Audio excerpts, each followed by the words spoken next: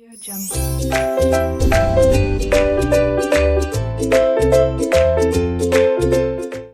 Students, आज हम लोग देखने जा रहे हैं हिंदी विषय का उपयोजित लेखन का, हिंदी सब्जेक्ट का उपयोजित लेखन का पत्र लेखन।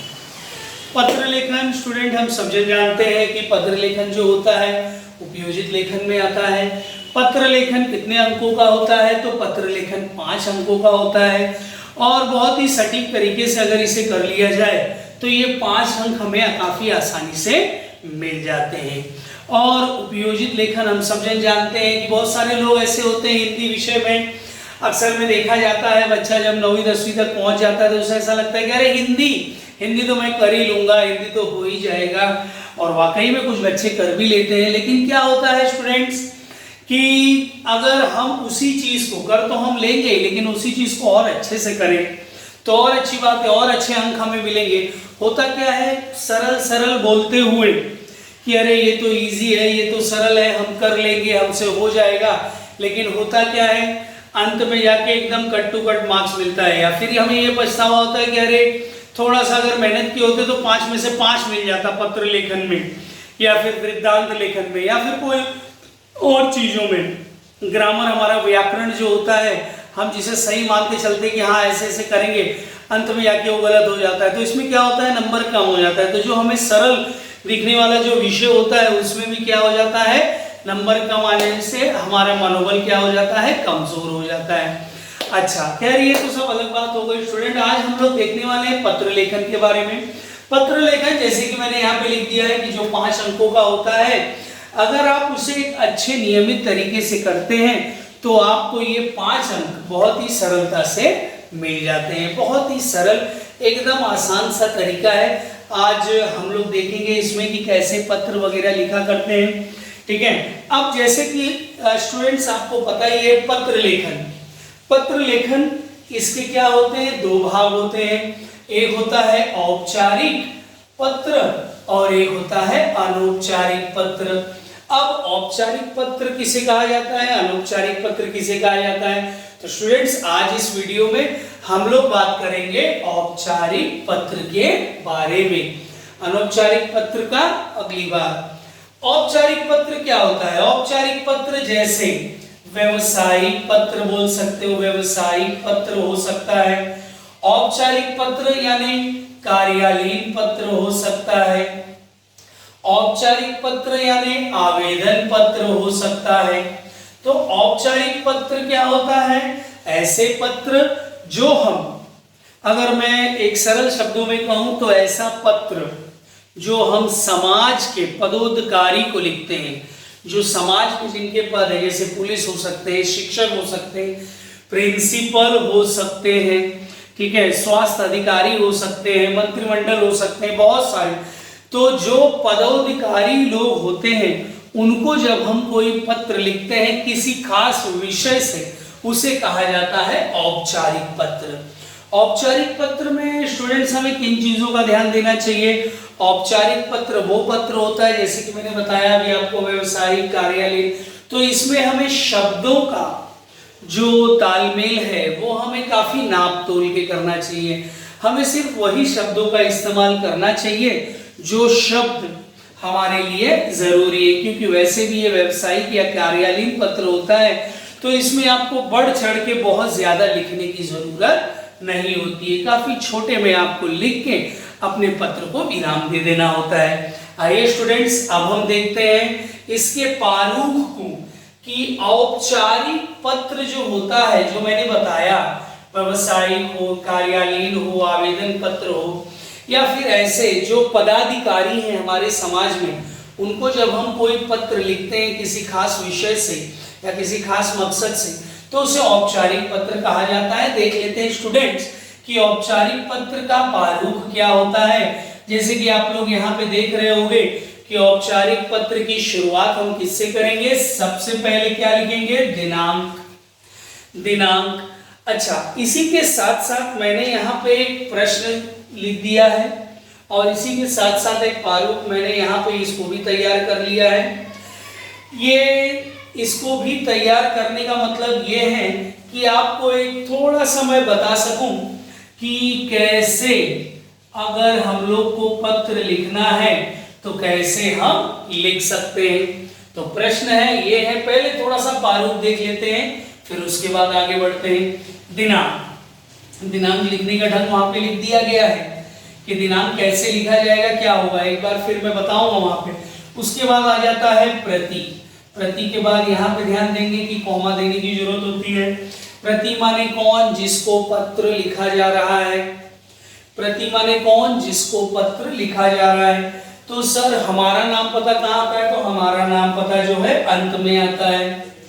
महोदय, माननीय महोदय आप लिख सकते हो, क्योंकि मैंने पहले बोला व्यवसायिक या कार्यालयीन पत्र है, तो इसमें महोदय का उच्चारण होना बहुत ही जरूरी है।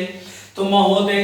अब इसके बाद जो भी आपका जो भी प्रश्न, जैसे कि एक प्रश्न मैंने वहां पे दिया है, मैं यहाँ पे बताऊंगा, इसे बोलते हैं बॉडी ऑफ लेटर, बोल सकते हो पत्र का शरीर, जो आपको जिस बारे में आपको लिखना है। ये लिखने के बाद भवदीय माने जो पत्र लिख रहा है, जिसको लिखा है वो यहाँ पे जो पत्र लिख रहा है भवदीय, उसका नाम माने आप लिख रहे हो तो आपका नाम, आप लिख रहे हो तो आपका पता, आप लिख रहे हो आपका ईमेल आईडी। तो ये तो स्टूडेंट्स मैंने शॉर्ट में बताया। अगर हो सके तो वीडियो देखने के बाद अगर आप इसे अपने दिमाग में बैठा लें या फिर एक कॉपी पेन लेके अगर इसको लिख दें तो आपके दिमाग में हमेशा क्या है, ये चीज बनी रहेगी। कुछ बच्चे होते हैं जैसे दिमाग में अब क्या हो गया है, ये नया हो गया है। पहले का जो होता था एक अंत में एक लिफाफा बनाते थे, पत्र जो होता था औपचारिक पत्र की अगर बात करूं तो उसका एड्रेस जो है यहाँ से चालू होता था, ठीक है, फिर माननीय, फिर ये, फिर उसके बाद उसका पूरा शरीर आता था, फिर अंत में यहाँ पे लिखते थे, तो वो पत्र अलग था। अब क्या हो गया है, ऑनलाइन ईमेल वगैरह का जमाना आ गया है, तो इसमें क्या है, सारी चीजें जो है एक लेफ्ट हैंड साइड में पूरी होनी चाहिए। तो इस वजह से ये पत्र का प्रारूप बदल गया है। दिमाग में बैठा लेंगे तो बहुत अच्छा रहेगा। दिनांक, अगर आप औपचारिक पत्र लिख रहे हैं तो औपचारिक पत्र में सबसे पहले आपको क्या करना है, दिनांक लिखना है। दिनांक के बाद प्रति किसके लिए लिखते हैं हम लोग, जिसको हम पत्र लिख रहे हैं। उसके बाद आ जाता है महोदय किस लिए यूज करते हैं, क्योंकि पदाधिकारी है, पदोधिकारी के लिए महोदय शब्द जो होता है वो लिखना अनिवार्य होता है। या माननीय भी आप लिख सकते हैं। पत्र का शरीर माने जो भी आपको मैटर इसमें लिखना है। अंत में भवदीय माने आप जो पत्र लिख रहे हो, फिर आपका नाम, पता और ईमेल आईडी। अगर देखा जाए तो काफी सरल तरीका है एक पत्र, औपचारिक पत्र लिखने का।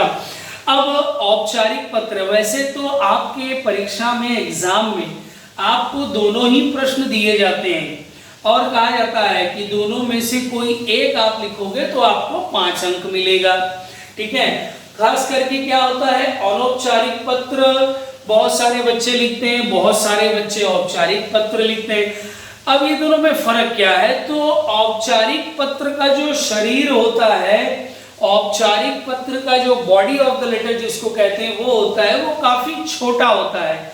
क्यों छोटा होता है, जैसे मैंने आपको पहले ही बताया कि ये पदाधिकारी लोगों को ये पत्र लिखा जाता है, इस वजह से क्या है, इसमें नाप तोल के बातें की जाती हैं और इस वजह से ये पत्र का जो बॉडी ऑफ द लेटर होता है, जो शरीर भाग होता है इस पत्र का, वो काफी छोटा होता है। तो हमारा क्या है, परीक्षा में हिंदी का पेपर जो कि काफी बड़ा रहता है, समय नहीं मिल पाता है, इस वजह से बहुत सारे बच्चे जो हैं इसका चयन करते हैं कि हम लिखेंगे औपचारिक पत्र, जिसमें शरीर, बॉडी ऑफ द लेटर जो है कम लिखना पड़ेगा, नाप तोल के शब्द लिखने पड़ेंगे और इसमें क्या है, फटाफट हो भी जाएगा और हमारा समय भी बच जाएगा, ठीक है। लेकिन परीक्षा में जो है आपको दोनों ही आकलन दिए जाते हैं, आप दोनों में से कोई एक पत्र कर सकते हो। तो आज तो बच्चों हम लोग बात करने वाले हैं सिर्फ औपचारिक पत्र के बारे में। तो जैसे कि मैंने यहाँ पे आपको इसका प्रारूप बता दिया कि औपचारिक पत्र का प्रारूप क्या होता है।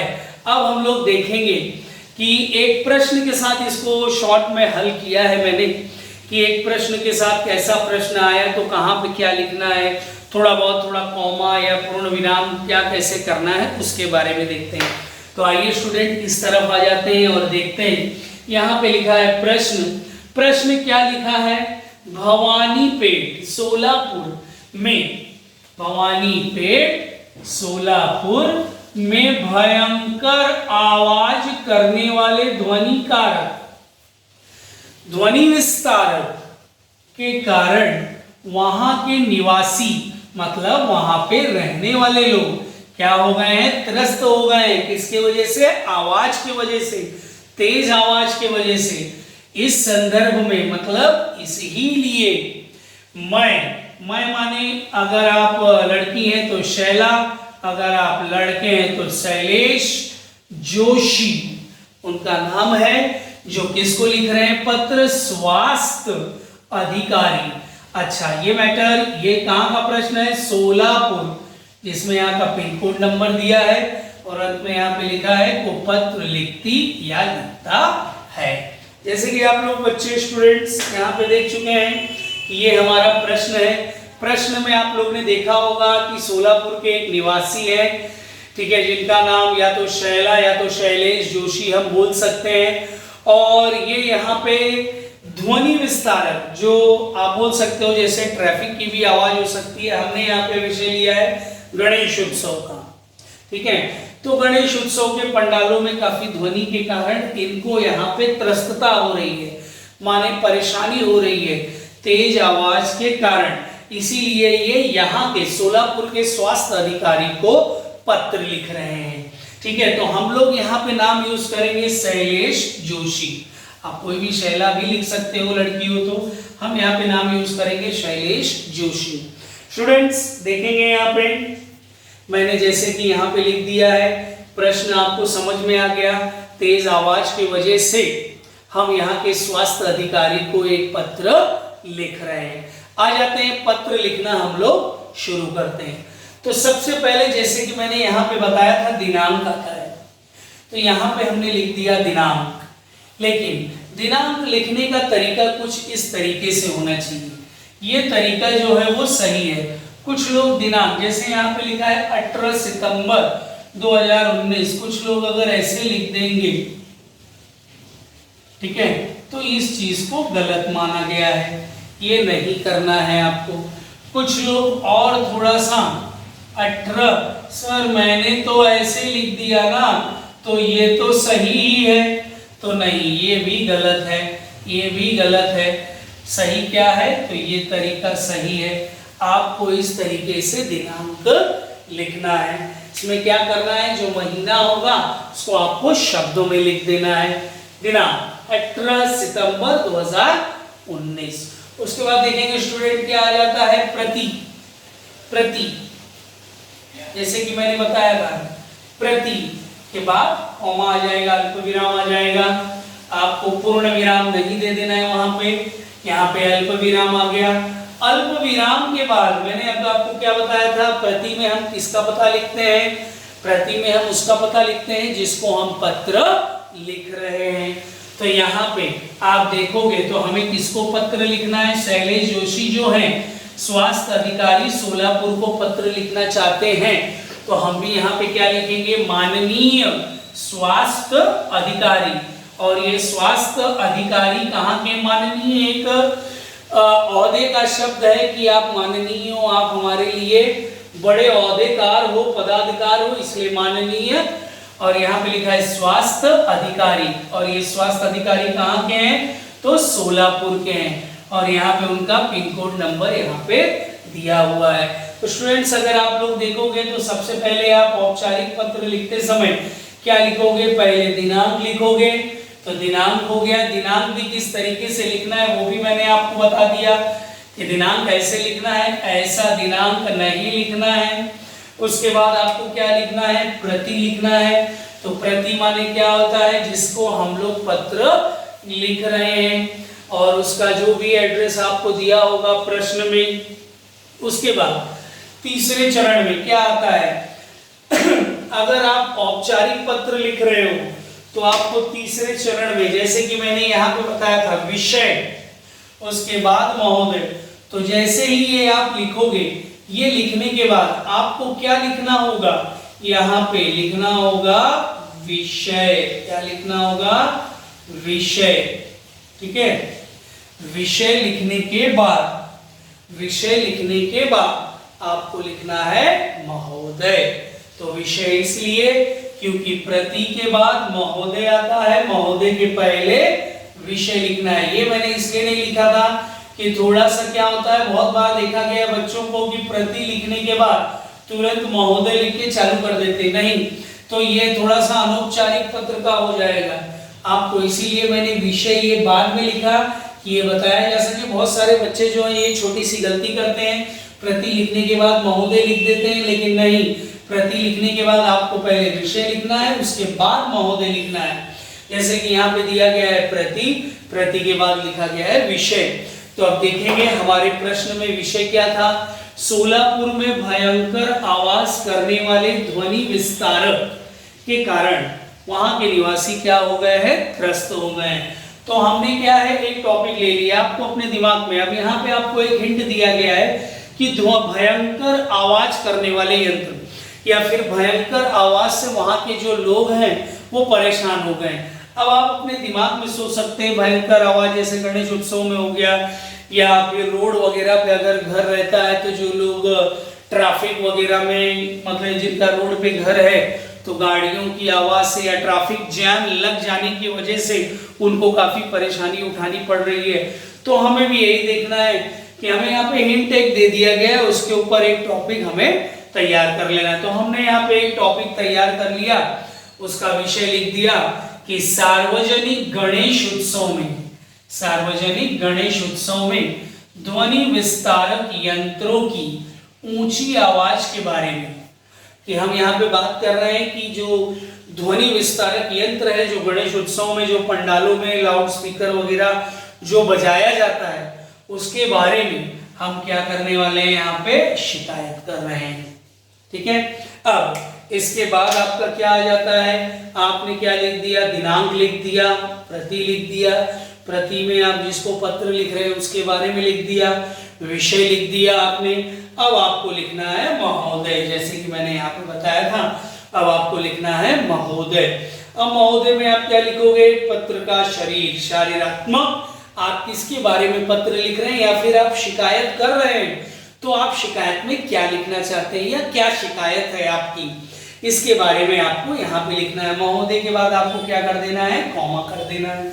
अब इसमें लिखेंगे मैं शैलेश जोशी, नाम लिखना नहीं है यहाँ पे। बहुत सारे लोग क्या है यहीं पे लिख देते हैं कि मैं शैलेश जोशी यहाँ रहता हूँ, नहीं, नाम आपको कहाँ पे लिखना है, यहाँ पे लिखना है। तो यहाँ पे आप लिख सकते हो कि मैं भवानीपेट सोलापुर का एक निवासी, ऐसे करके आप अपने पत्र को शुरू कर सकते हो।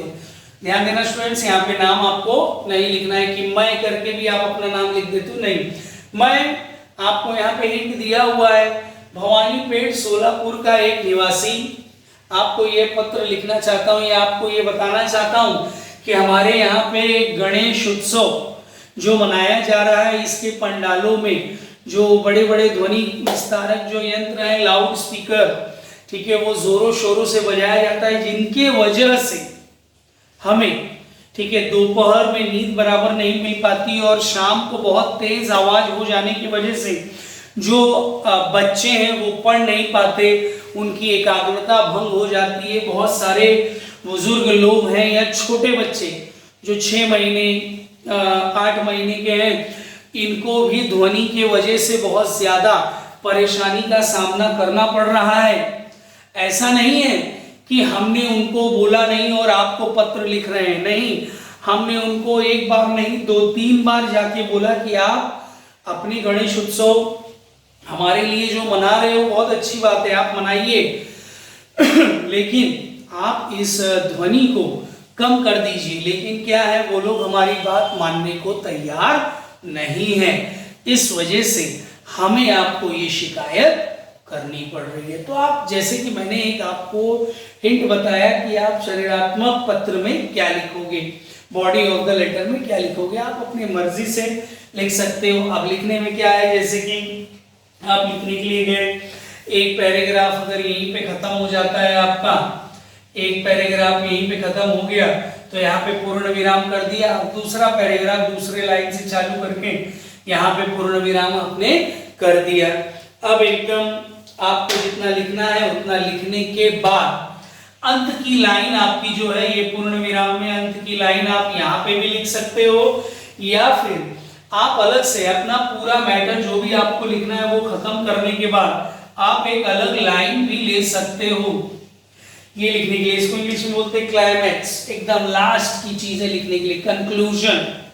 कंक्लूजन लिखने के लिए कि हमें विश्वास है या फिर हम उम्मीद रखते हैं कि आप हमारे शिकायत को जल्द से जल्द दूर करोगे। एक ही लाइन का होना चाहिए, बहुत ज्यादा बड़ा नहीं होना चाहिए। आपका जो भी मैटर था आपने यहाँ तक खत्म कर लिया, आप चाहो तो आप इसके अंदर ये चीजें भी लिख सकते हो कि हमें उम्मीद है या फिर हम उम्मीद रखते हैं कि आप हमारे शिकायत को जल्द से जल्द, ठीक है, दूर करें, या फिर आप पूर्ण विराम करके इसको अलग लाइन लिख के यहाँ पे पूर्ण विराम कर सकते हो।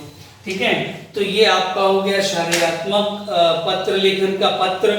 अब इसके बाद आपको स्टूडेंट्स क्या करना है, लास्ट में भवदीय या भवदीय आपको लिखना है यहाँ पे। तो भवदीय कौन, माने जो पत्र लिख रहा है उसको बोलेंगे भवदीय। अब भवदीय यहाँ पे कौन है, तो आप देखेंगे यहाँ पे शैलेश जोशी, इस संदर्भ में शैलेश जोशी। तो जैसे कि मैंने पहले ही आपको बताया था कि हम लोग नाम यूज करेंगे शैलेश जोशी, तो यहाँ पे शैलेश जोशी आपका नाम जो पत्र लिख रहा है, कहाँ से पत्र लिख रहे हैं, तो यहाँ पे दिया है भवानी पेट सोलापुर।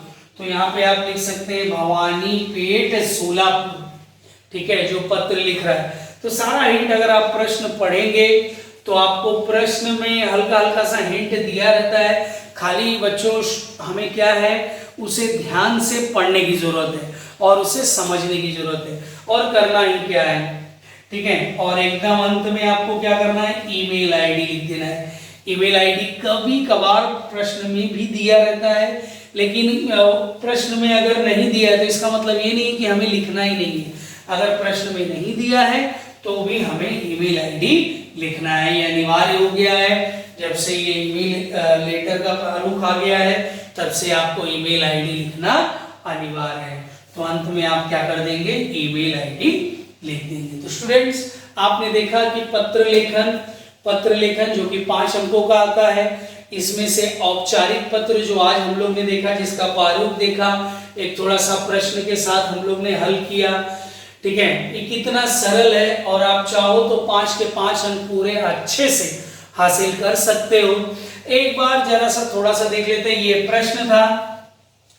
प्रश्न के पहले मैं आपको बता दूं ये प्रारूप था, इसमें याद है मैंने विषय नहीं लिखा था। बहुत सारे लोग गलती क्या करते हैं, प्रति के बाद महोदय लिख देते हैं, विषय लिखना भूल जाते हैं, तो इसलिए मैंने विषय क्या किया, बाद में लिखा है यहाँ पे। तो दिनांक, प्रति, विषय, महोदय, भवदीय। तो यहाँ पे प्रति में किसका एड्रेस आता है स्टूडेंट्स, आप लोग को मैंने पहले बता दिया, प्रति में उसका एड्रेस आता है जिसको पत्र लिख रहे हो, और भवदीय में किसका एड्रेस आता है, आपका एड्रेस आता है जो पत्र लिख रहा है, नाम, पता, ईमेल आईडी। यहाँ पे हमारा प्रश्न क्या था, प्रश्न ये था कि भवानी पेट सोलापुर में जो वहाँ की सोसाइटी है वहाँ पे आवाज, भयंकर आवाज, ध्वनि विस्तारक के कारण वहाँ के निवासी क्या है, परेशान थे। तो वो लोग ने किसको पत्र लिखा था, स्वास्थ्य अधिकारी सोलापुर को पत्र लिखा था। तो वो भी हमने देख लिया। दिनांक कौन सी थी, 18 सितंबर 2019, ठीक है। प्रति डेट का आप देख सकते हो, डेट कोई जरूरी नहीं है कि आप वही डेट लिखो, लेकिन एक तरीका, जैसे अब गणेश उत्सव है तो अगस्त सितंबर के लगभग आता है तो हमने वो लिख दिया, ठीक है। आप चाहिए तो अब जैसे जनवरी में गणेश उत्सव, अब यहाँ पे हम गणेश उत्सव लिख रहे हैं। हाँ, अगर आप बात कर रहे हो ट्रैफिक जैम का, कि ट्रैफिक जाम लगा रहता है, हमारा घर सड़क पर पड़ता है, ये वो वगैरह वगैरह, तो आप कोई भी दिनांक लिख सकते हो।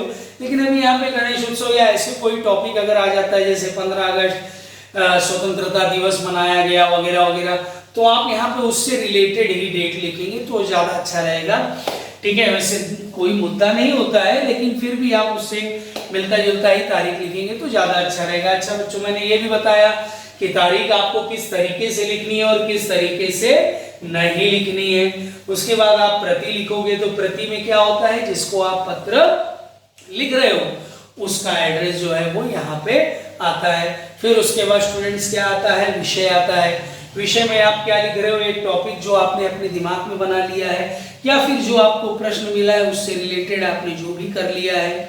ठीक है, तो विषय हो गया। तो विषय क्या लिखा था हम लोग ने, सार्वजनिक गणेश उत्सव में ध्वनि विस्तारक यंत्रों की ऊंची आवाज के बारे में शिकायत दी जा रही है। यहाँ पे महोदय, महोदय माने हम किसको लिख रहे हैं, उसको हम सम्माननीय व्यक्ति समझते हुए महोदय बता रहे हैं, महोदय। इसके बाद मैंने बताया कि आपको पत्र शुरू कैसे करना है, कि मैं भवानी पेट का निवासी, आप यहाँ पे अपना नाम वगैरह नहीं लिखोगे, आपको लिखना है मैं भवानी पेट का निवासी वगैरह वगैरह, ध्वनि के कारण हमें ये तकलीफ हो रही है, बच्चों को ये तकलीफ हो रही है, छोटे बच्चों को ये पढ़ाई में एकाग्रता नहीं हो रही है, ऐसे लिखना है। आपको मैंने अंत में यहाँ पे क्या बताया कि आप चाहो तो इसका जो कंक्लूजन होता है, जो अंतिम चरण होता है, आप चाहो तो इसको इसमें भी मिला सकते हो, आप चाहो तो 2 पैराग्राफ या 1 पैराग्राफ अति उत्तम है। मैं तो यहाँ पे बताने के लिए आपको बोला 2 पैराग्राफ लिख सकते हो।